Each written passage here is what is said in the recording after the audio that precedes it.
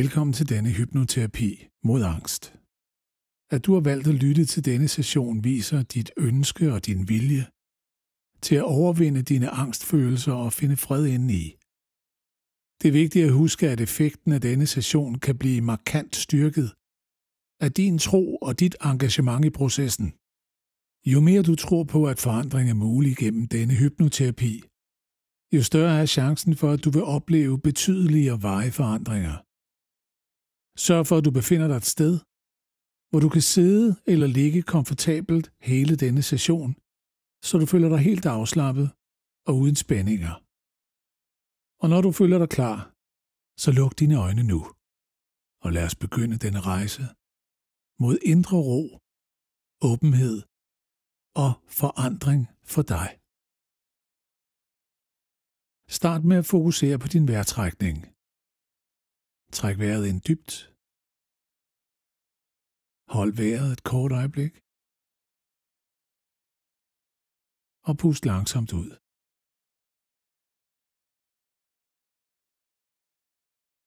Igen.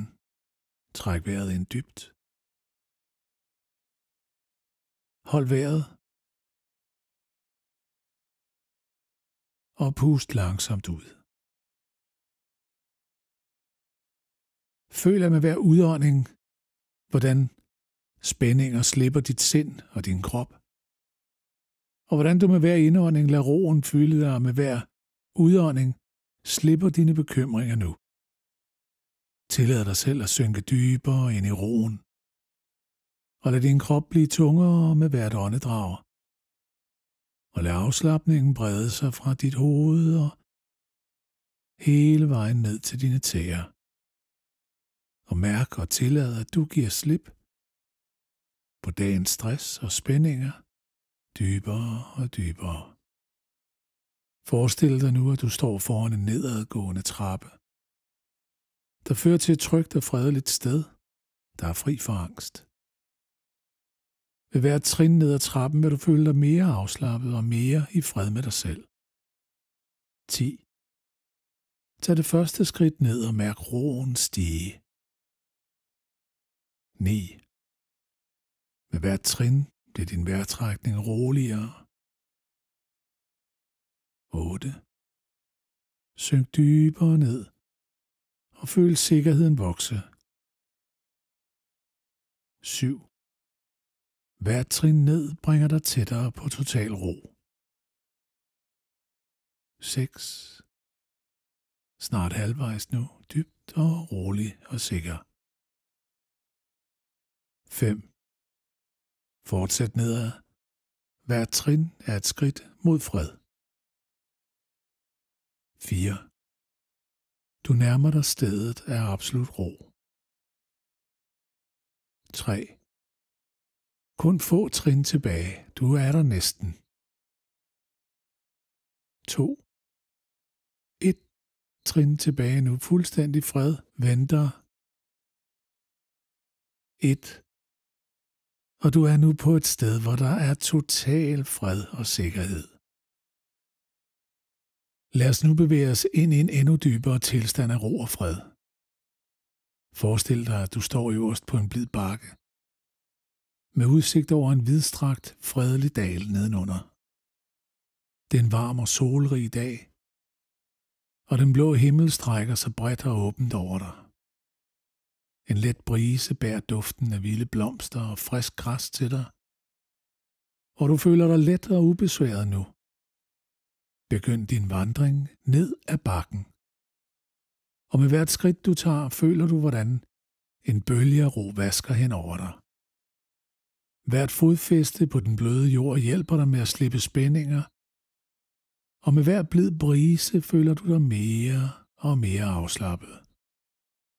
Du mærker, hvordan solens varme beroliger dine tanker og løsner enhver stivhed i dine muskler, mens du fortsætter din rejse nedad.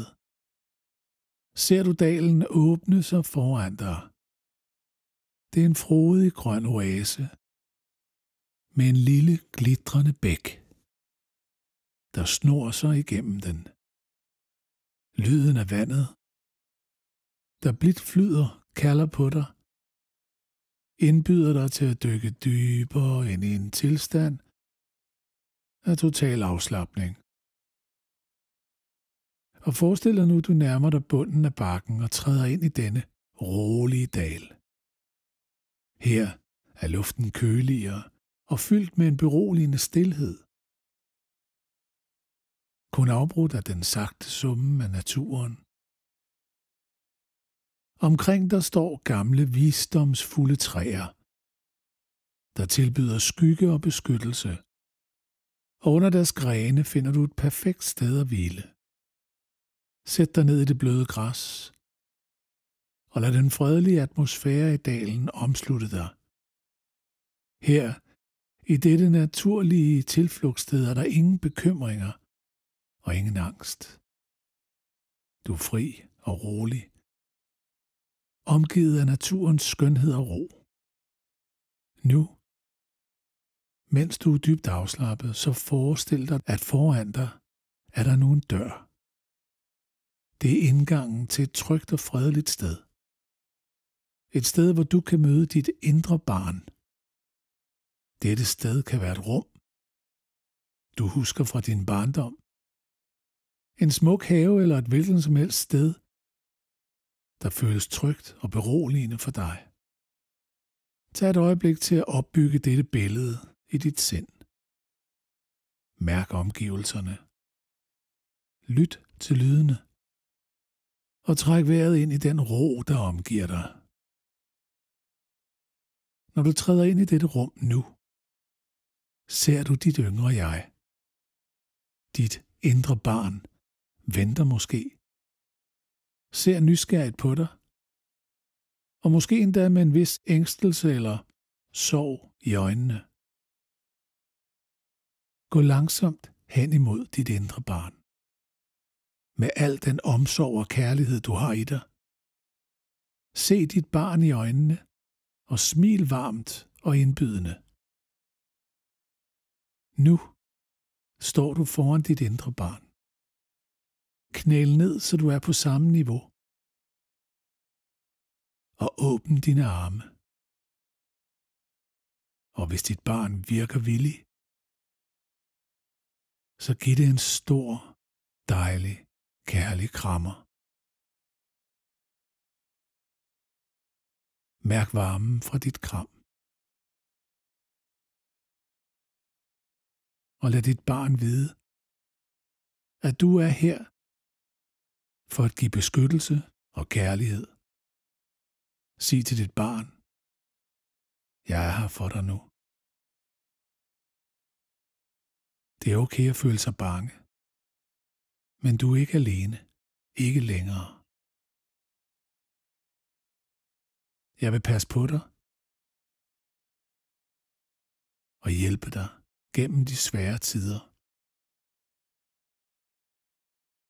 Sammen kan vi håndtere enhver frygt. Fortæl, at de følelser af angst og frygt, de måtte opleve, er naturlige, men at de ikke behøver at bestemme. Vi har alle sammen modet indeni til at overvinde vores frygt. Sig, du er modig, stærk, og jeg er så stolt af dig.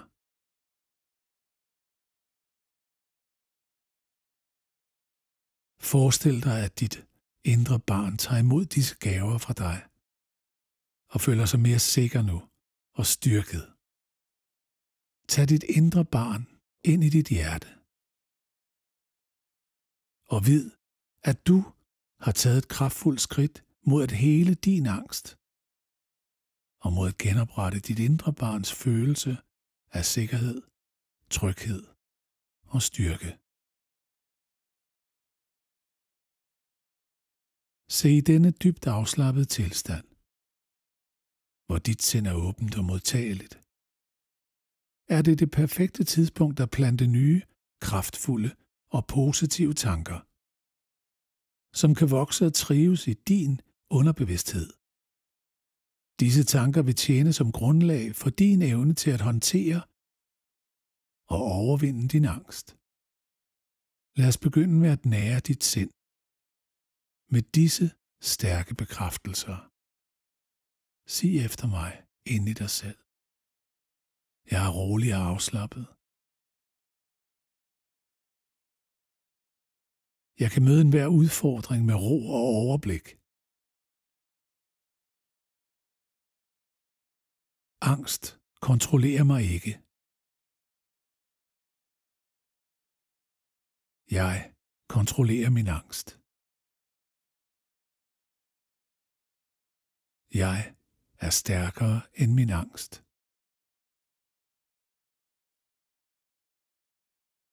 Hver dag, på alle tidspunkter, bliver jeg mere og mere rolig.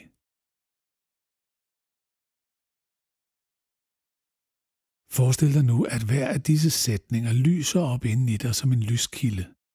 Hver gang du gentager dem, bliver lyset stærkere og fylder dig med en varm, beroligende energi. Disse ord bliver til solide overbevisninger, der er dybt rodfæstet i din kerne. Sig igen. Jeg er rolig og afslappet. Jeg kan møde enhver form for udfordring med ro og overblik. Angst kontrollerer ikke mig. Jeg kontrollerer min angst. Jeg er stærkere end min angst.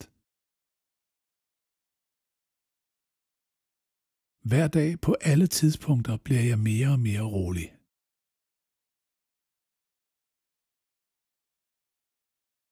Forestil dig, at disse sætninger som ekkoer, der genlyder igennem dit sind, hver gang du står over for en situation, der tidligere ville have udløst din angst.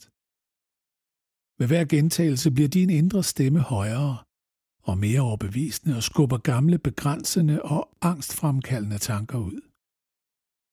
Disse nye overbevisninger styrker din selvtillid og forvandler din angst til en kilde af styrke.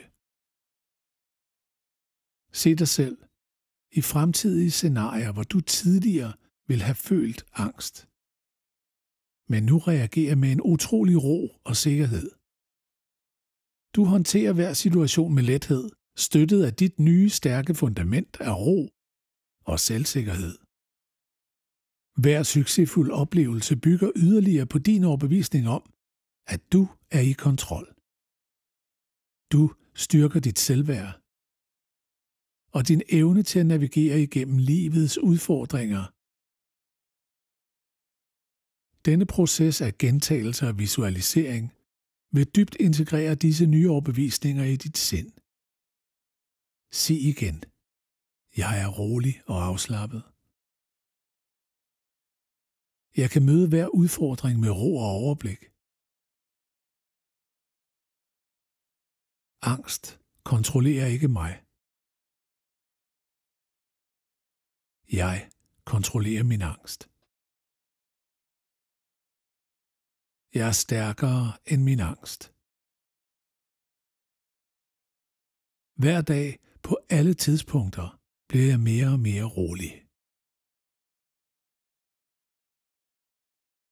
Så nu bliver det en naturlig del af din tænkning og dine reaktioner, hvilket giver dig styrken til at leve et roligt og angstfrit liv. Og mens du fortsat er i denne tilstand af dyb afslapning, så lad disse ord blive til en del af dit indre sprog. Og forestil dig, at sætningerne lyser inden i dig som stærke, glødende symboler på styrke og fred. Disse ord er nu en del af dig, og de arbejder dag og nat for at styrke din evne til at være rolig og afslappet under alle omstændigheder. Se dig selv ude i fremtiden, hvor du håndterer situationer, der tidligere ville have forårsaget din angst med ro og selvsikkerhed. Se dig selv stå i udfordrende situationer. Tag dybe, rolige åndedrag og reager med overblik. Forestil dig, hvordan du med lethed navigerer igennem situationer, som før føltes overvældende. Og mærk stoltheden og den ro, det bringer at vide, at du har kontrollen over dine følelser. Med dit sind nu fuldt forberedt og styrket, så lad os bevæge os hen til en dyb visualisering. Forestil dig et sted, hvor du føler dig absolut sikker og rolig. Et hyggeligt rum i dit hjem, en smuk strand eller en rolig skov. Se dig selv dette sted, og føl, hvordan omgivelserne understøtter din fred og ro.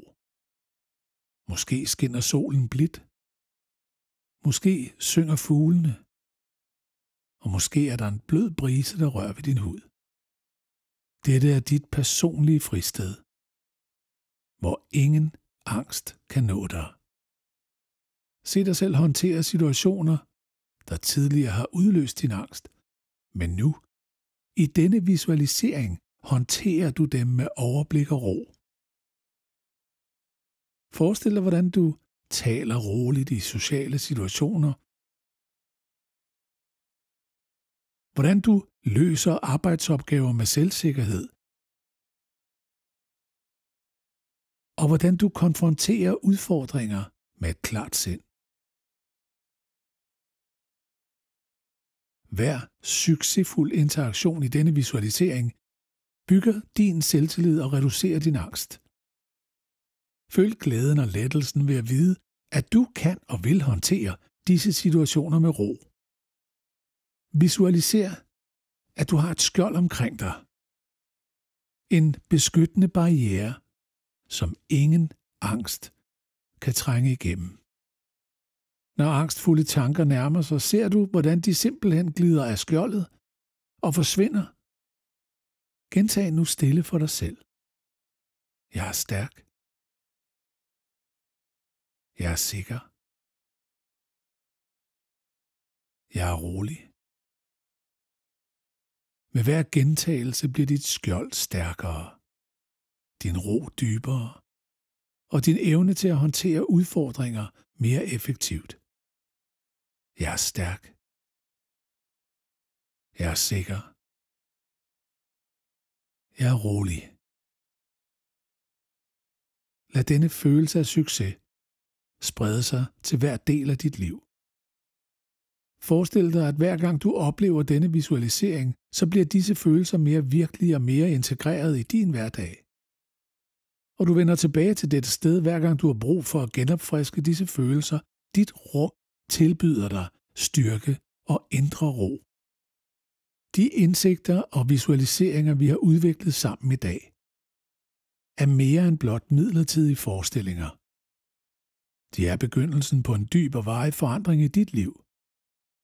Disse nye tanker og billeder har nu plantet frøene til kraftfulde mentale vaner, som vil vokse og udvikle sig hver gang, du støder på udfordringer.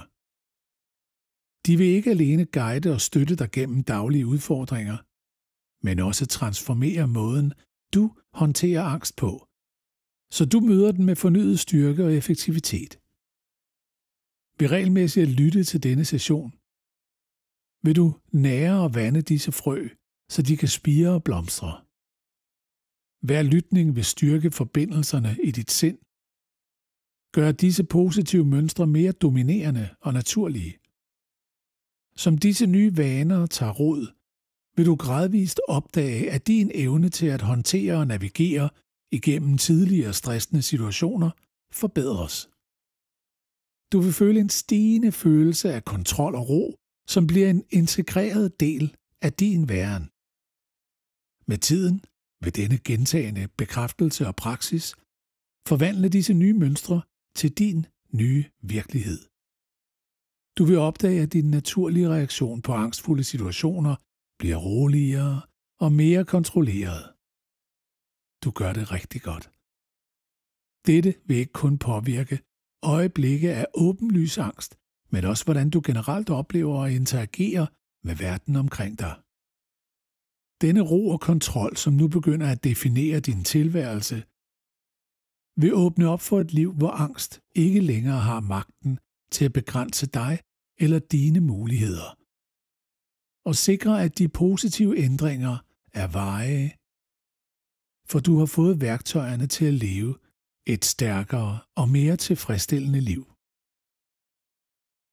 Nu vil jeg langsomt begynde at tælle fra 1 til 5. Og når jeg når 5, så vil du åbne dine øjne og føle dig forfrisket og fuld af håb og fornyet energi til at møde din hverdag. 1. Begynd at mærke energien vende tilbage. 2.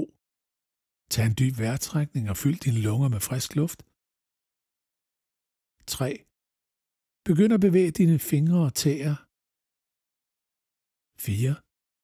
Når du er klar, kan du åbne dine øjne nu. 5. Hvor du er fuldstændig vågen, fornyet og klar til at tage kontrol over dit liv, væk fra angstens greb. Du gør det rigtig godt.